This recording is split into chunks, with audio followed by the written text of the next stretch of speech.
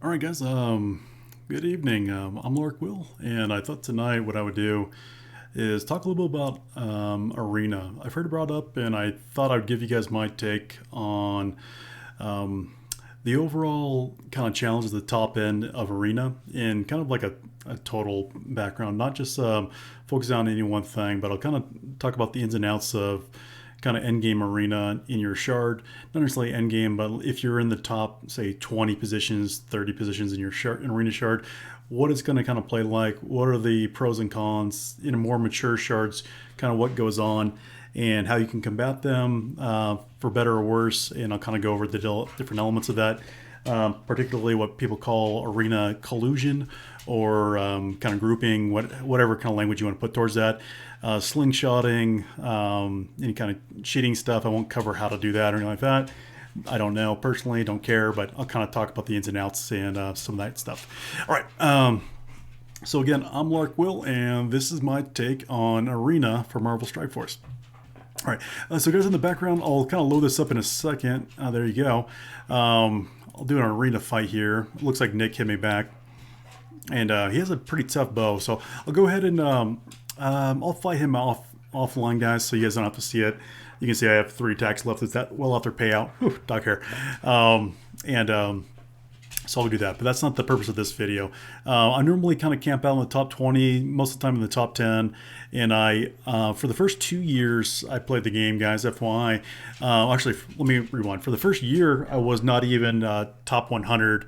Or if I was, by the end of the first year, I just hit top 100. But the first year playing, I wasn't even that interested in Arena. And I actually had never been in a very high up in any game I've played in an arena type shard of my shard. I was always like 500, 5000s. This is the first game I've really spent considerably on, which kind of makes sense why I'm pushing higher up in the arena. But in general, normally I'm more of a casual player in games. I kind of just pick them up and play when I see fit. But this one I'm actually pushing further towards the end game kind of elements of Marvel Strike Force, so I can give you my input. All right, so anyways, and you can see here, I'll show you just, I mean, everyone has this, but it's not really a thing, but just to show you guys, because you're not be familiar with me, all-time arena rank #1, so I've been in first place, I've been in there 1,000 times, not for the full day, but back and forth. So anyways, it's not a new thing, it's not a one-time thing. I've been in first probably at least 500 times for payout, and probably like 200, 250 times for payout, and around 500 times throughout to 1,000 on a given day. A lot of times you jump up like 3 times first and keep trading with somebody. So if you count all those, sure. But anyways, I'm normally top 20 for the last year and a half. And for the last 4 to 6 months, I've actually lost track of time, probably 3 to 4 months, I've been in what's called an arena group or cabal. They have a lot of different names. Some people consider them collusion. Some people consider them like a soft form of cheating. And I'll go into that. And I'll explain personally why I decided to join one, and also explain why some other people might decide to form them, join them, why they exist, all those kind of things. That's the bulk of why I'm going to make this video tonight. All right, so yeah, I'm Lark Will Lark Will in game. That's my PID, neither here nor there. And where's my TSP? Total collection power. I was scrolling too far down. So 11.5. So I'm like beginner end game or whatever you want to call that. I've usually been in top 50 TCP alliances, a lot of top 20 ones. But yeah, that's kind of my background. Currently, I'm much lower. All right. So why is it a good time to talk about Arena? Well, I think there's some misconceptions about what Arena is, what the point of Arena is, how you can do well in Arena. A lot of people talk about comps and different kind of strategies.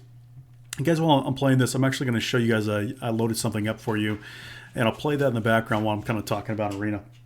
It's not really themed for Arena, so to speak, but I thought I'd give you guys a visual in the background because I'm not playing music, so maybe a feast for the eyes rather than the ears. Sophie. My little dog's licking me. It feels a little weird being licked while you're talking on cam, I'll be honest. All right, here we go. Let me see if I can crank this thing out. So I'm going to dim that, and there you go. All right, guys, so this is where Black Panther was filmed, at least for some of the waterfall scenes. So I'll play a little slideshow for you guys while I'm talking about the arena. All right. So the arena, I think it's called Iguazu Falls, and I believe this is in Argentina. FY. All right. Enough on that. I haven't been there. I just think it's a really cool spot. And the more I looked into it, like after the movie came out, the more I was impressed by this stuff. I have a really small version of this where I live. But it's nowhere near like how majestic this stuff is. All right. So getting back to arena. So arena guys, why do people? Why is it important to push the top ranks of arena? Well, it's important to push the top ranks of arena because you want to get your core payout. So if you're in here like in arena and you're trying to do well in your daily arena, the main thing you're trying to push for, guys, is in the rewards. Again, the higher up you finish, the more cores you get per day. So the more heavier of a spender you are in the game, guys, it's less about the cores and it's more about bragging rights. They just want to be the best. So if you're like a Kraken or whale or mega whale, whatever you want to call it, it's, every little bit helps. That's kind of a cool image. So let me pull this thing down if I can. There you go. That's BP. And I think Killmonger from the Black Panther movie. Boom. All right. So but you're pushing for the cores, guys. So you want to get these cores, collect as much of them as you can, and that's how you're going to be accruing your daily payout. And hold on, let me just finish this portion of it, at least showing you this, then I'll do more of the slideshow. So it's important to get the cores, guys. So you want to get the cores as fast as possible, and that's going to allow you to kind of accelerate towards like events like what's currently going on with multiple men. And then you can use those cores from Arena to do the 50 and 100 core unlocks for this event, to buy the energy to help get you more yellow stars when these type of events come around. You can also do them for other things like buying the character offers in the store. So like say there's an offer, I'm sorry, I'm looking back here, and there's these like currently right now it's 675 cores for Nebula, which is a terrible example, but that's the price point. And say if it's like Polaris, there'll be one there. I mean, you can, well, there it is. So here's a better example. So you can get those daily arena cores and use them for characters. This is more of a Kraken thing, considering how many of these you need to buy. Even finishing top 20, top 10 every single day for a year and a half, I can never really afford to buy many of these just because the price point's so terrible. It's like even if you got first place, that's like a day and a half of first place just to buy one of these things for 6 shards of a character, or 9 shards on average. It's absolute horse patooey. It's terrible conversion rate. So don't do it. If you're a Kraken, you will do that. A heavy whale, you will do that. But if you're a light spender, this is just awful value for your cores. I don't suggest it. So anyways, why is Arena important? The core accrual. The Arena store benefits, these tokens here do not matter. You can see I have 112,000. I don't need these goddamn things. Don't need them. Don't care about them. They're for training mats. So do they have a value? Yes, you can use them here. What's the value of those? Just to walk you through this, guys, of why it's important. So a lot of people are crying about training mats for a long time. Not saying without purpose or reason. It's fair to do that.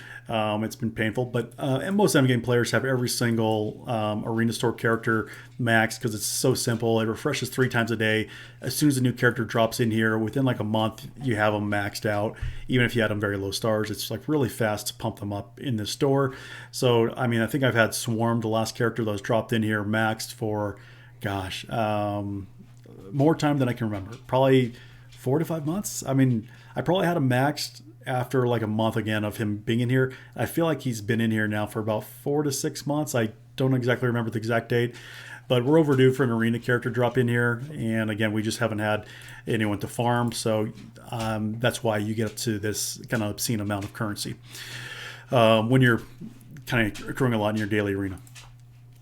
Sorry about Halsey's playing with the sock down here. You can hear him dancing in the background. So yeah, so the Kingpin orb, I'll show you guys what you can get in here. So the left side of the orb, you get ability, materials, and again, I think it's 3 of. Okay, so you get 3 T4s potentially at 14% chance, and then a bunch of these, which I have 77,000 of, so junk, and then helpful. I still have 4,600, but you spend them fast, so that's still helpful. And that's the 5% chance on the left side. You get consumables, which are the training mats, and you can see I only have 22 of these. So if I run low, I'll run to the Kingpin orb, and I'll probably, I actually forgot I had these. I've never maxed out on training mats, particularly myself, guys, because I'm a light spinner. I'm not a whale, and well, I'm a whale in most game terms, but I'm a light spender in Marvel Strike Force terms, which means I spend hundreds or maybe a couple thousand a year max, whereas like whales in this game spend probably. I spend 4 figures max. They're spending probably 5 figures plus max, and Kraken maybe even 6 figures plus. Anyways, I don't really care about the names. I'm just trying to that's what the language is in this game, so I'm trying to use the verbiage. All right, so on the other stuff you guys get here, 24% chance for a shard drop. Again, worthless. Who cares about Kingpin? Worthless character. Who cares? So that's 24% chance. And then your gear drop, you get 1 of a purple gear piece, which is pretty useless. And then potentially 1 of a catalyst, which for orange gear, it all helps. But, very low chance, and you need thousands of these things, pretty much per character, just hundreds and hundreds per character. So this is pretty much garbage as well. You get 1 of these things. Okay, great. Even if you pull like the rarest one you could hope for, whatever catalyst you're dreaming of, it's 1. Hooray. I don't know. It's not very impressive. So for the most part, what you're looking for in here, guys, is either the T4 pieces, 3 of, which every little bit helps, or I think most people are actually asking for the training mats. That's what they're probably pulling this here for, is you're trying to get training mats. And then center pillar, again, kind of like the same stuff. And I think, are they all the same? And they look the same, guys. So I'll open one for you guys so you can see. Boom. I'll probably open like 50 of these, off stream, but you can see what you get. So that's 1 orb. I get 5 ABCs, a Kingpin orb, and then, some of these things. I don't open a lot of purple gear orbs that I get from raids. That's why I'm kind of low on these. But, it's no big deal. These are not fantastic. They need a rework. So I might just sit on these pending a rework because the Kingpin orb is really outdated, to be honest. But if you're looking for training materials, guys, from the arena store, it is nice to accumulate this because it is an extra way to get specifically the training mats from this consumable drop here at 24% drop. So that's a nice supplemental thing that a lot of people don't think about as to why you do arena. It's a secondary kind of thing that's probably not really spoken much about, but it does. Every little bit helps from a resource standpoint. All right, getting back to arena, guys. So when you're in arena, what are your and I'm going to go back to my slideshow here in a second, guys, but just pretend I'm in arena. I don't think you need to stare at my screen the whole time, but you guys get it. So I'm going to be talking about that. Here's the rankings, and I'm in a group with about 10 to 15 of these guys that are in the top 20. And again, I joined them about 3 to 4 months ago, and at the time, I was actually in my lead. At the time in my alliance, I was in Agents of Chaos back then. And I'll kick on the slideshow for you guys now. There was about all the captains at the time were in these kind of cabals before I ever was. And I think I was a slow take. I didn't know what they were. I had never heard about them. And again, I was never really pushing into arenas for a long, long time when I started playing Marvel Strike Force. This was all new to me. So I was figuring it out on the fly. It's the first game I've actually been competitive with. I normally don't think of games like that, like this as a competitive game. I think more as a collection game. But this game, especially when War came out, I think War was a mindset change for me of saying, oh, this game is actually player versus player and competitive. I can get into this. And Arena, I always knew was somewhat player versus player, but you weren't battling them in real time or anything like that. So it felt like just another blitz match to me. I never got a thrill out of it. But some people do consider Arena, like over my head right here, 1v1. You consider it mano a mano, Mexican standoff, whatever you want to call it, Mexican shootout. And they consider it that duel. They consider Arena like a dueling mode. And I never thought of it that way. And then this is another interpretation of that. Okay, is it a group fight or is it a 1v1 fight? What are the rules? And so that's kind of why I showed this photo, and also it's the Iguazu Falls kind of ties into that. So, anyways, again, so there's a lot of misconceptions and also just maybe some entitlement and some also not understanding what it is, and maybe it's just some people that take things personally when it comes to arena. So what is arena normally for? Arena is normally for, in most games, besides Marvel Strike Force, is a way to promote heavy spending by the biggest spenders that play the games to grow the rosters, buy the newest characters, and then dominate in the arena shard for these particular rewards. Typically, it's some kind of currency that's limited access and you don't have to pay for, that's going to be released through the arena mechanism. So you're going to try to climb the ranks and do really well in that arena or dual mode, whatever it is in each game you play, in order to collect more of that resource per day to use it for in-game events and such. So that's the benefit. I think we all know that. But just catching people up if they're new to the arena competition, like I was, a year and a half ago. Okay, so what does it normally promote? Well, it promotes people to spend very heavily and excessively in order to dominate. So you get the new hotness team, you climb the ranks, you sit on top, and you laugh at the peons and the peasants saying, ha ha ha, you can't top my defense, swipe harder, you peasant. And that's what arena normally is. It's, I got the new hotness, you didn't buy it, and I'm better than you. So that's what arena is. And so Marvel Strike Force, that definitely exists. The paid entitlement. I'm better than you. I've paid more, so I deserve a better spot. People get upset. They'll write into Scopely. This has gone on for years, where the top players in the game will be upset that Bo isn't functioning after they spent thousands upon thousands of dollars on them as well as they want them to. Bo gets reworked so that the way they dominate an arena. Hence now why people complain for going on a year that Bo just dominates in the meta. Well, they weren't so dominant when they were released, and then the endgame players cried about it. I'm not saying they were wrong. They weren't functioning as well as we had hoped, because I spent hundreds of dollars on them myself. I didn't think they were bad, but the speed ups that they gave, if you, rewinding guys, they gave Thanos more speed up mechanisms, or tweaked his kit so that he got more speed up. It might have been bugged, may have not have been bugged. I don't recall, to be honest. But either way, when they were released, they weren't as dominant as they are now. And then they changed how they performed to get more speed, and then they became just a powerhouse. So where there wasn't any gaps that the existing teams in the game, when they were released, or within like 6 months of them, it was really hard to counter them without very, very specific, highly built tunes that were at tier 14 plus. There was like a Brotherhood Sinister counter that was floating out there. Anyways, regardless. So again, insert OP team, Black Order.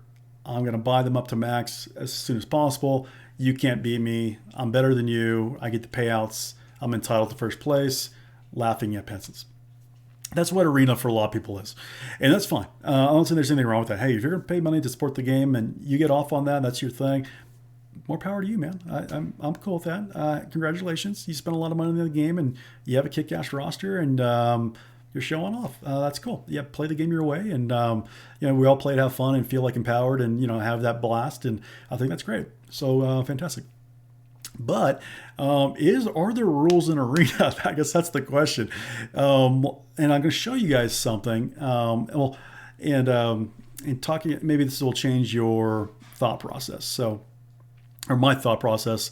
And I'll kind of first explain what an Arena Cabal or group is. So Arena Cabal or groups are basically like, I won't show the names, but I'm in a group again with about 10 or 15 players that are all aligned. We're in our separate Discord. This has existed for since the game came out. This has existed in Swaga, existed in other games.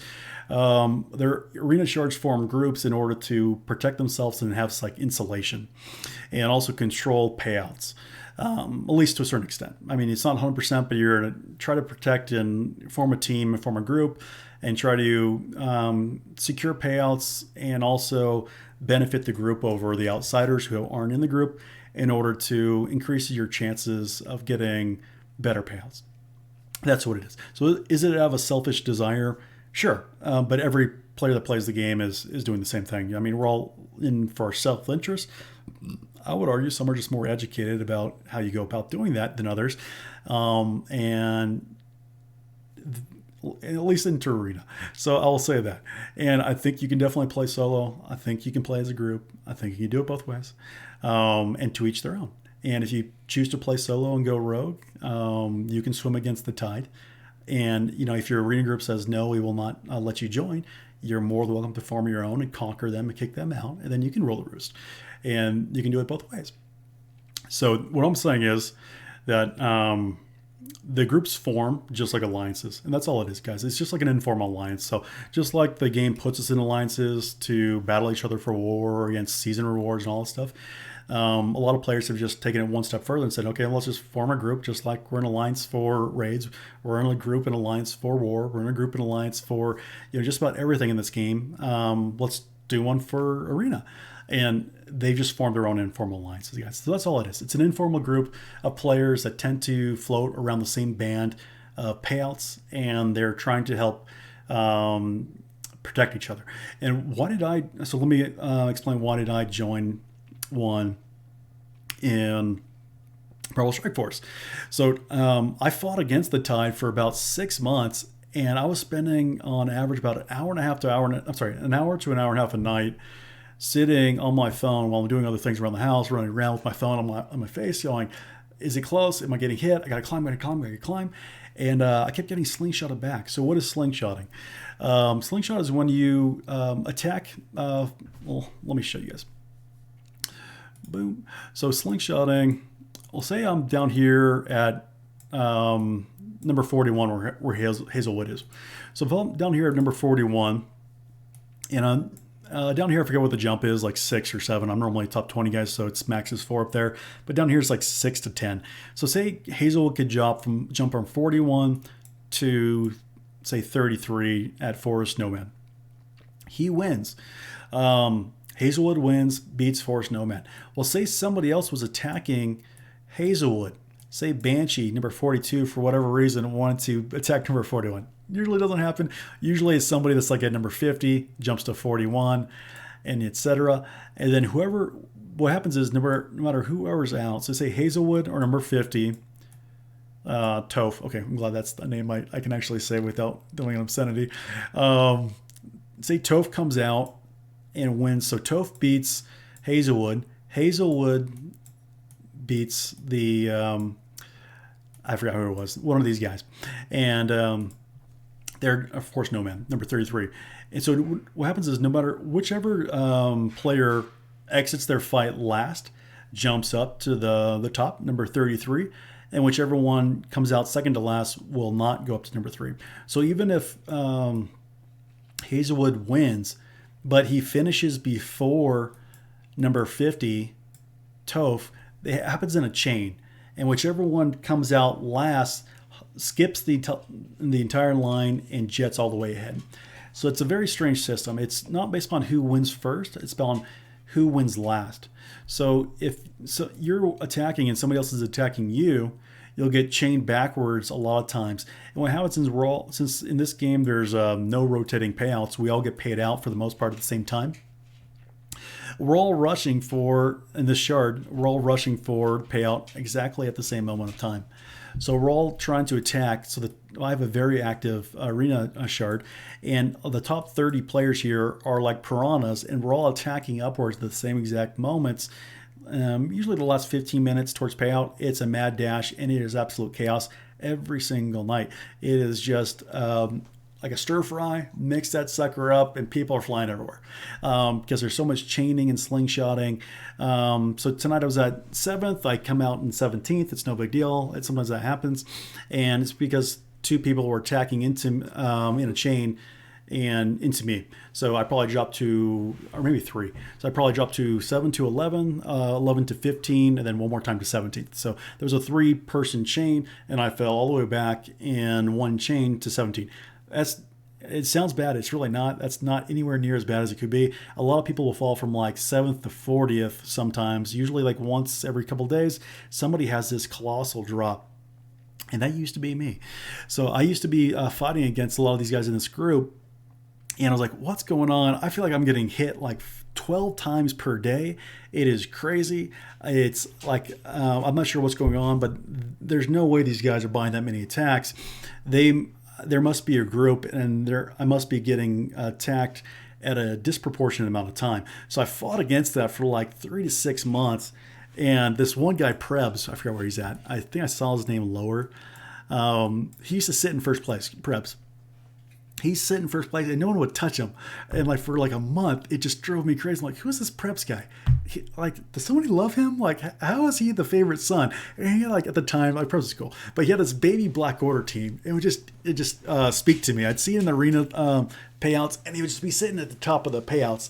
at like I forgot, this was like a year ago, or not a year ago. It was about 5 to 6 months ago, and he'd be sitting with this little 500K bow at the top, like 50 to 70K below what most of us had. I'm like, what the hell? So I just made it like my mission to get him out of first place. Like every chance I had, I just went after him. Like I would literally I would core up to like 200 just to ruin his day and throw him off the top spot. I didn't want to see him up there anymore. I just didn't want to do it. But that's cool. So I figured like, okay, yeah, he's obviously buddies with people. I had no idea how many, but I was like, he's got to be buddies with people. And I was getting hit like so many times per day. My life was hard trying to get top payouts, and I was getting hit a lot, guys. So I was getting hit about 7 to 14 times per day every single day. So I was having to spend a lot of cores just to climb up and stay in the top 20. And it was getting expensive. So I wasn't losing cores for most days. I was either coming out with like winning at netting like 100 cores max, because I was spending like 100 to 300 cores a day on extra attacks. And then it's not even just the core expenditure to get that. It was also just the amount of time. So like for the rewards, I was spending like 100 to 300 extra cores per day to get like a top 5 finish. But I was only netting like 350 cores to 500. So on best, I was netting like 300 cores. They spend 200 to get 500. That was kind of rare. Like, once every week and a half, 2 weeks, I'd sneak into first place. For the most part, it was, probably third through fifth, and then lower. And I was just mad dash up to the top at payout. And I also had to be on, like, I was spending again about an hour and a half right around to manage it, because they would start attacking me like a ton, and I have to make my attacks. And I would get slingshot back. So say I would attack from like number 20, beat number 16. Somebody would attack me from behind. I'd fall to like number 24. You win your fight, but you go backwards. Frustrating. So I did that for about 3 to 6 months, guys. And then I decided, you know what? Something's got to change. I got to do something different. And you know what I decided, guys? I decided Indiana fucking Jones is what I decided. I decided I'm not going to do this sword fight bullshit anymore. I got places to be. Bang, bang. And I decided, let's move on with our life. I got places to be. I'm a smart guy, I think, moderately so. And we can do this a different way. We don't have to do this the old school Saber way, guys. We don't have to do a shin kicking contest. We don't have to do a pound the chest contest. How many beers can you chug contest? How much plastic can I swipe contest? I'm entitled to first place because I spent so much money in this game contest. I'm so active, and I deserve first place because I'm going to spend all of my life in this game trying to get first place and snipe people in this game, which is another thing, guys.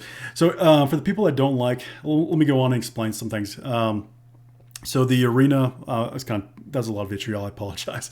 But yeah, so if you're going for arena payouts, guys, and you're very active, I support active players. I want to participate and go hard and spend the time. You work hard, you want to go for it. There should be a payout for people that want to work hard. I agree. And for the most part. But again, there always is a smarter way. So while there's so much other time investment in this game on things like Blitz, especially when there was manual Blitz in the game, guys, and things like that, and you guys get the idea with the Indiana Jones gifts, so I'll quit that out.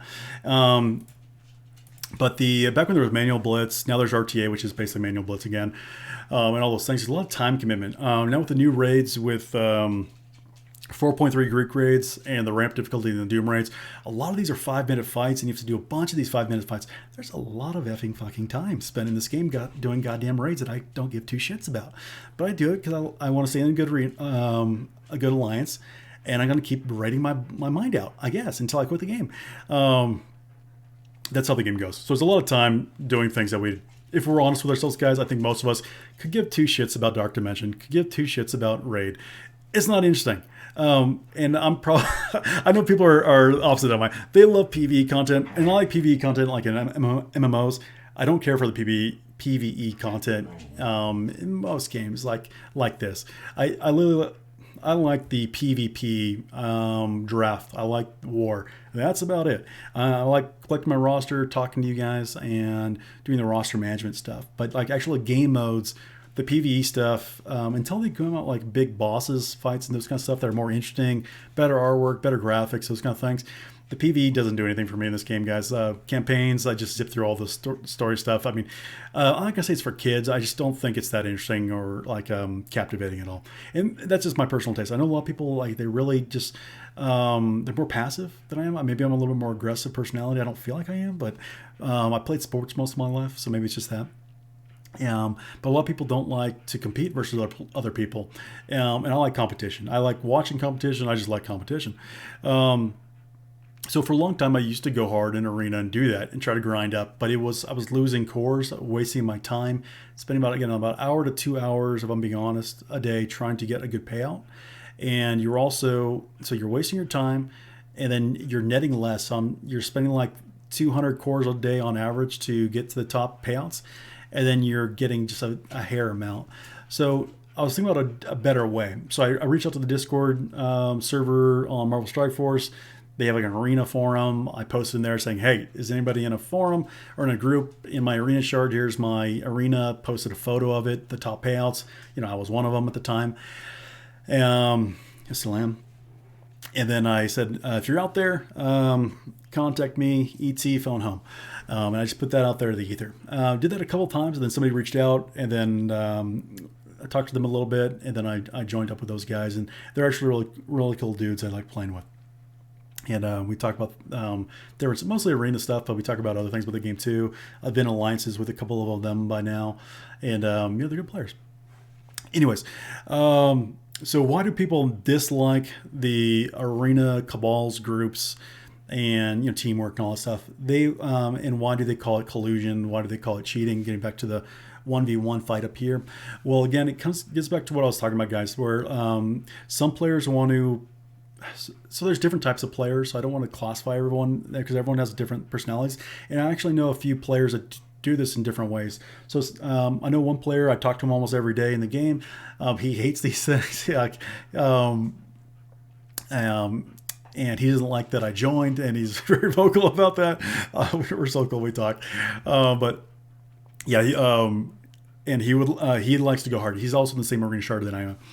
And he likes to go hard in the game and really treat it like a battle and go up to the top. And he tries to treat it like a skill match where he tries to outsnipe people at the last second. He has like a stopwatch, and he has all these apps, and he like stops his fight in the hair second right before it. And so I'm not going to get too far into the cheating and all that stuff, the different glitch mechanics that people have used in the past. I've never done any of that crap because I don't care to, and I don't want to lose my count. That scares me. But and I'm not trying to name names, but I've known a couple players that I have no association with or never talked to, but they've done it against me, and they've done it against people I know that were doing the cheating stuff. So hopefully that's fixed. I kind of doubt that it is in all extent. I'm still think there's some gaps, but who knows? But anyways, so why do people not like the groups? Is because the groups can do what people call collusion, which is basically they can lock up the top of their shards at payout. So they can lock up like the top 5, top 10, and then their teammates that are in the group of the arena, say like I'm in 5th, and then I could attack the player in 4th and tie him up for like the 5 minutes prior to payout. And then I lose the fight so no one can chain up. And then 4th attacks 3rd, 3rd attacks 2nd, 2nd attacks 1st, and we're all in the same group together potentially. And then we could lock each other up. And then potentially if I was in 5th, no one was covering my back. If somebody attacked me, then I would go down to wherever they were or lower, depending on if it was a chain or not.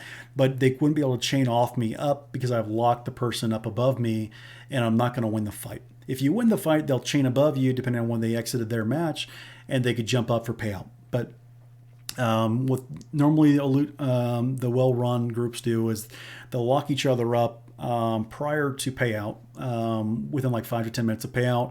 That way, none of the outsiders can lock onto a fight for the top ranks, and then they will basically time out.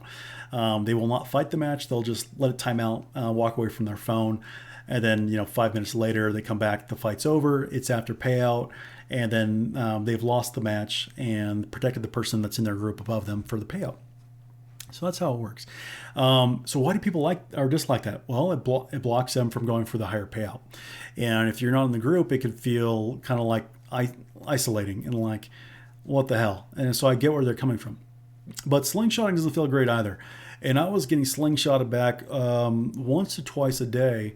every single day before I joined. And I was dropping about 10 to 15 per slingshot backwards.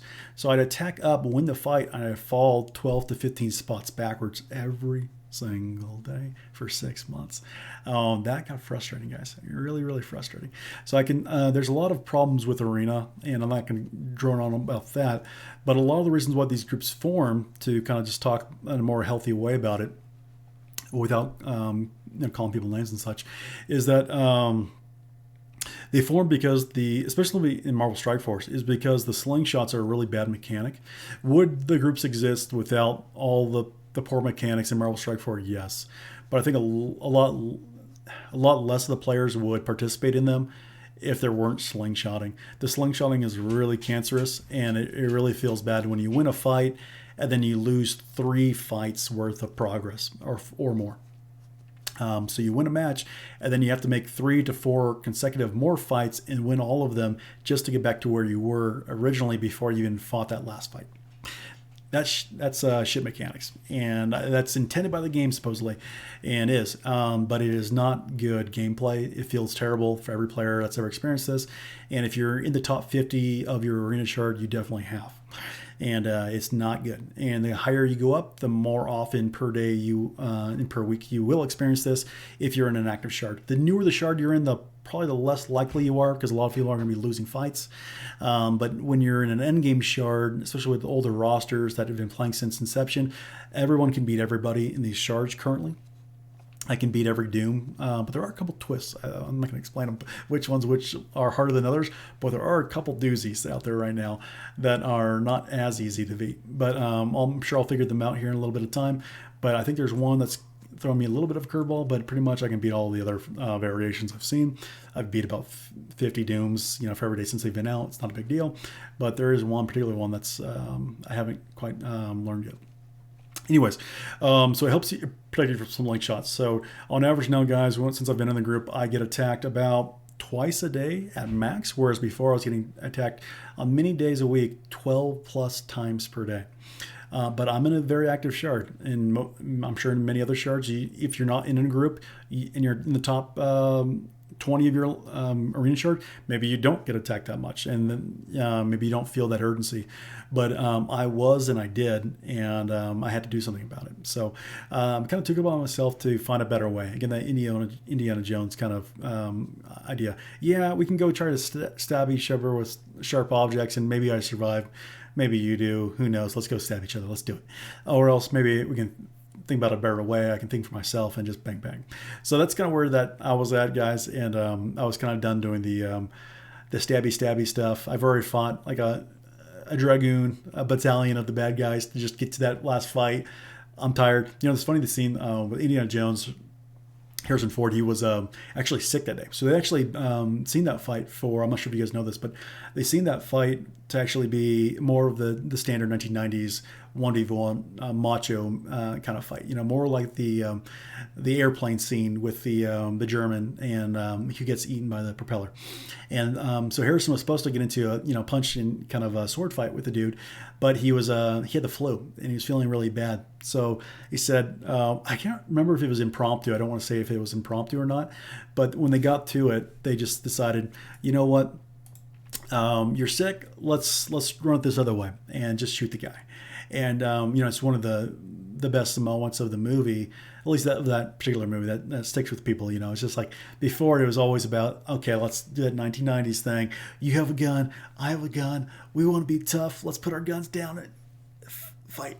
Harrison Ford and the director said, okay, there's a different way of doing this too. And it works just fine. It's funny, I didn't realize that, but Harrison Ford's in a lot of those kind of shooting scenes now with Star Wars too.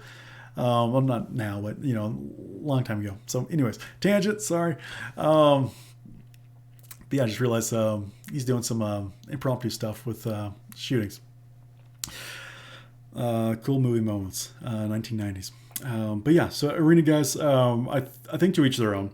But do I think people are bad sports by doing that? What I consider, so I guess one way of looking at it is they're grouping to form and protect themselves and then kind of screw over other people. I don't think it's screwing over. I think it's just protecting their realm, just like an alliance. And there's nothing preventing. I mean, I've had friends in arena shards since I've been playing. Like there's one gentleman, he's still not in my group. I still don't attack him for the most part. I leave him alone, except for after payout. Then he's going to get hit anyway. So I tell him, hey, I'm going to attack you. They're going to drop you anyway. So I'm just going to move up. And he understands. And if I'm in the top 5 spot and it's that payout, he attacks me because he wants his payout, and I'm cool with it. I understand. But and it's just kind of how it goes, guys. Like if you have friends in your arena shards, you don't attack your arena shard friends because you want to attack people you're not friendly with. And that's all this is. Like, you're attacking non-friendlies. We're not going to attack friendlies. We're going to attack non-friendlies, and then just in a more coordinated way. So, but there's also the element of boxing out. So the collusion aspect is what I would call boxing out, which is basically like the basketball term where you put your big butt in front of somebody back, and you put your arms up. I was never a basketball player, but you put your arms up. I think they taught you in 6th grade. Put your rear end out, and you just back into them for that rebound, right? So you're trying to get that rebound, and then for your team, and you're trying to box out the opponent from getting the rebound, the core payout for Marvel Strike Force term, for their team themselves. And that's all it is. It's boxing out. So you're locking up the top payouts so your team can get it, sometime being yourself, depending on the day of your payouts. And then the opponents are anyone that's not in the group, and you're basically boxing them out. And so my arena shard to let you know, anyone that asks, as long as they're in the top ranks, as far as I know, and they've said publicly, they don't prevent anyone from joining. They'll take as many comers as they want. Some people, believe it or not, don't want to be in a group. They don't want to play nicely or non-nicely. They want to play solo. They don't want to play in a group. And when they spend a lot of money, for better or worse, a lot of these players feel, I would say, entitled. And that might be rude of me to say, but that's my sentiment. That's my thought process on it, and I'll stand by it. I think a lot of people that spend a great deal of money do feel entitled, and they want to look down on other players and say, you're shit, and I'm better than you, and I have a better roster than you. I swipe harder, I earn more money and spend more money on the game, and I damn well am going to brag about it. And I think more power to them. That's cool. That's awesome. But it doesn't mean you get to rule the roost if other people can figure out a way to do it. I don't see why people, I see why people do it, but if you're going to spend, so I come from a background in most gaming guys where spending didn't impact your ability to perform in the game. So in League of Legends, I can't even tell you how many hours of League of Legends I've played. Just thousands of hours playing League of Legends and thousands of games. I've probably clocked 3,000 games just on Warwick, a jungler alone. That might be foreign to some of you. Some of you might know what I'm talking about. But I've spent a lot of time on Warwick jungle and League of Legends. I can't tell you how much time. I just love the wolf. And anyways, so, but in League of Legends, you can buy skins, you can't buy performance. So I respect players personally that have skill in games, and not players that buy things for rewards. Not rewards, but for artificial feeling of importance, grandeur, or skill level above players that don't spend as much or at all. But I will say in this game, I'm not saying that spenders don't know a great deal about it. A lot of them know a great deal about the game, are very good players, among the best players in the game. They are not the only players, believe it or not, that have skill in this game. It's a foreign concept, I know. Oh my gosh, there's players that don't spend $100,000 in 2 years, and they know shit about Marvel Strike Force. Believe it or not, there are like 5 million players, TCPs out there that are actually pretty knowledgeable about Marvel Strike Force. I know. Can't believe it myself. It happens.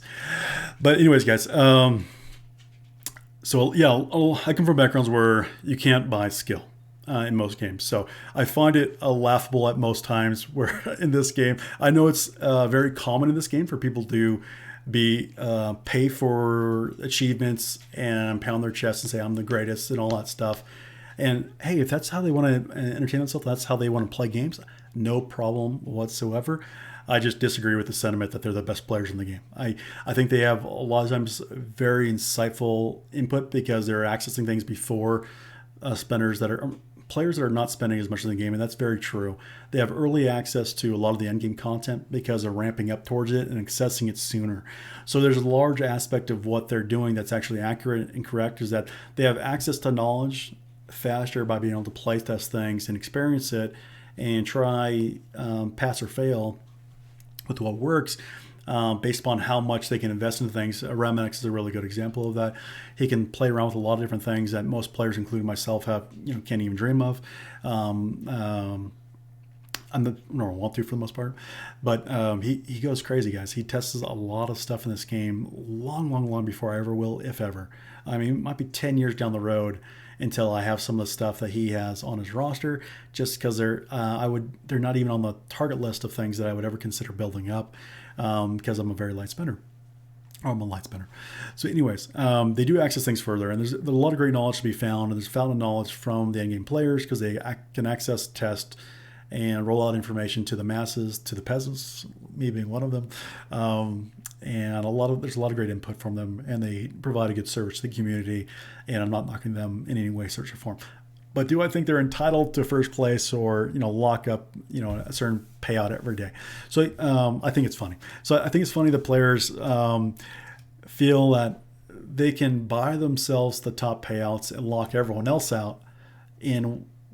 In most games, I would consider most people want to play them as like skill games. Like, when you're playing, like, gosh, what was some of the first early games you played? Super Mario, or gosh, what was the one? Pac-Man. I mean, Pac-Man's not interesting if somebody has like a 3x cheat where they can run faster than you and collect everything and escape danger. Pac-Man's cool because it's like, how quick is your hand reflex? Ping pong's cool because it's your hand reflex and your coordination, your eyesight, those kind of things, and skill level, how to spin the ball. If somebody's cheating, I think it takes a lot of different kind of aspect. And then when they feel like entitled to like be the best, I kind of laugh. It's like, you want to do steroids and then you want to be in the Hall of Fame and you want to be the home run king? I'm like, that's not how it works, buddy. I don't know. I just have a different take on that. I'm like, but again, this is not a skill game. That's just my perception. So some people say, hey, I want to be able to spend as much as I want, and then be the best in the ranks and everything. I want to have my name on top of everything because I want to dominate. That's how I get off on the game. I want to be number one. And I think a lot of people have a certain mindset where they want the drive for that. Personally, I just think it differently, and I think, again, just smart, fight intelligently. It's getting back to how do you do combat? And I always thought it was funny, there's fighters. Gosh, I remember learning about the how the British and the Americans fought in the early wars, Revolutionary Wars, and those kind of things. And they would line up, formal battalions or whatever they call them at the time, and shoulder to shoulder, front row knee, take aim, fire. Fire their muskets across the field into the other line of dumbasses standing shoulder to shoulder, presenting a perfect target. And boom, now you got a piece of lead in your chest and you're dead. Really smart. No. I was always in combat kind of things. I always thought more towards the how do you win and survive. And I guess not like guerrilla warfare. I was not in the military, guys, but if I was going to ever fight in something like that, I would think very creatively on how to win, not what's proper. That's probably the best way I could say it, and not to say that you need to cheat or anything like that. But if you're fighting to win, fight intelligently. Don't be a dumbass. Don't fight proper. Don't let somebody just run you over with a tank because those are the rules. Stand there and get run over by the tank. No. There's different ways to fight wars and fights, guys, and you don't need to do it one particular way. Sorry, haven't moved my mouse enough. Sorry if it's blacking out on you guys. But yeah, so what I would say is just fight intelligently, guys. And if a group of, there's different times in my arena chart where there's very large players that have these huge teams and dominate the chart. And sometimes it takes a while to beat them or figure them out, whatever, at certain points of time. For the most part, for the last year, everyone beats everybody. There's no defenses that hold for the most part, and that might change in the future. I'm sure it will. But if you can find ways to save resources, save time, protect yourself, insulate yourself from falling, down to 100 every day, it's unintelligent to not look after your own self-interest. And again, if anyone else wants to join, they usually can join your shard. They just have to ask, or your group. And if they don't want to join and they want to go solo and do it that way, that's perfectly fine too. Fly Comanche, my man. It's perfectly fine. But yeah, a lot of people dislike the boxing out thing. of, and not say that all groups do that, but is it cheating? Is it collusion? No, it's not collusion. There's no rules in Arena. The Arena was formed so that way. Again, just to wrap this up, guys. Every game like this has an Arena because it's meant for whales to buy extra attacks. If let me go back to the game, guys. So I'll show you an Arena. So in Arena, you get 5 attacks per day, right? You get 5 attacks per day. And honest admission, I want to say year. The first year, I want to say, might have been a little less, might have been a little more. But again, I was never did Arena really before this game and War came out. I say the first year of this game, I had no idea you could buy extra attacks. It never dawned on me. I never even tried to do it. I just saw 3 out of 5. Boom, that's it. I thought that was it. And like, head explosion. Oh my gosh, you can core for extra attacks? Had no freaking idea. And maybe I was dumbass. Probably was. Again, I never played these games really competitively before Marvel Strike Force, so I never looked into it. I just saw 3 out of 5. Okay, caps 5. That's it. Not quite how it works there, Charlie. So yeah, so when you get done with your attacks, you just core, buy more attacks. I thought you could core to do attacks faster in succession. I didn't know you could core after your 5 to do more attacks. It just never dawned on me. I'm not sure why I didn't look at it. It just sits there in your face. It's so obvious now. I think probably the thing too is maybe like the first year or two, I probably wasn't making all of my attacks. That's another reason I probably never saw it. Is I was probably making like 3 to 4 attacks per day, because again, it can be time consuming for people. Yeah, just full admission to guys, and so yeah, I would say when you're boxing people out, guys, you're protecting yourself from falling. And so instead of like falling down to the 30s and 40s and then down to 100, because you start being like 10 per loss, it starts to go pretty fast. You want to stay in the top 20 of your arena shard. And when you stay in the top 20 of your arena shard, you can only go up or down 4 at a time unless you're chained. So there's a lot more insulation and protection by staying in the top 20, which is another reason why these groups are formed. That way you don't fall down so much per attack, because you can fall asleep, being ranked 30, you wake up, you're ranked 90th because you've been attacked 6 times, 10 drop per, and now you're down to 90th, and you have to climb your way back up. So there's just a lot more people that can attack you as well in that window. So it's not even one person attacking you, it's just a lot of people have swings to the piñata, so to speak. So staying in the top 20 is advisable, and I would just definitely suggest that. And again, fight intelligently, guys. No one's entitled to anything. You have to earn it, or else fight in a group, fight solo, do it whatever that makes sense for you and your shard and for your arena. But if you get up top, it is something to consider. And there's no cheating. There's no rules here that says you have to fight as a solo. It's a solo fight.